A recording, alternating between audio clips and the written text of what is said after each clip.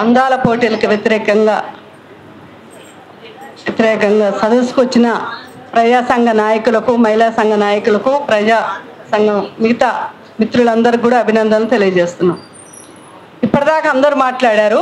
నేను 2 విషయాలు చెప్పదలుచుకున్నా. ఒకటేంటంటే, మనము మే 7 నుంచి స్టార్ట్ అవుతుంది కాబట్టి దాదాపు ఆ క్రమం దాకా ఆగకుండా ఈరోజు మనం జిల్లాలలో కూడా విస్తృతంగా ప్రచారం చేయాలంటే ఇక్కడ రాష్ట్ర కమిటీ బాధ్యులు అందరూ ఉన్నారు కాబట్టి ఏ జిల్లాల బాధ్యత ఎవరు తీసుకోవాలనేది క్లియర్ చేసుకోవాలి.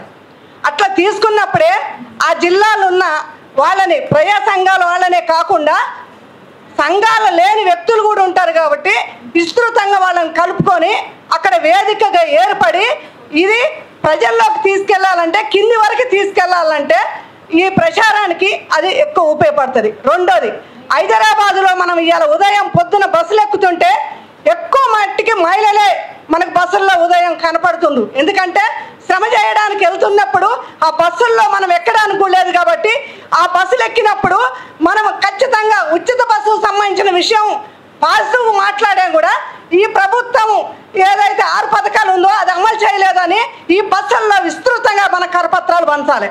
అట్లా బస్తీలల్లో కూడా ఎక్కడైనా కూడా లోకల్లో కాలేజీలు ఇవన్నీ కూడా చేస్తూ మొత్తం దాదాపు మనకున్న టయాన్ని, ఎందుకంటే నెల రోజుల టయాన్ని ప్రతి గ్రామంలో, ప్రతి బస్తీలో, ప్రతి ఎక్కడైనా కూడా ఇది విస్తృతంగా ప్రచారం జరిగినప్పుడే జన సమీకరణ ఎంత ఉంటుంది అనే దానికంటే కూడా ప్రజల్లోకి మనం ఎంత తీసుకెళ్ళాం.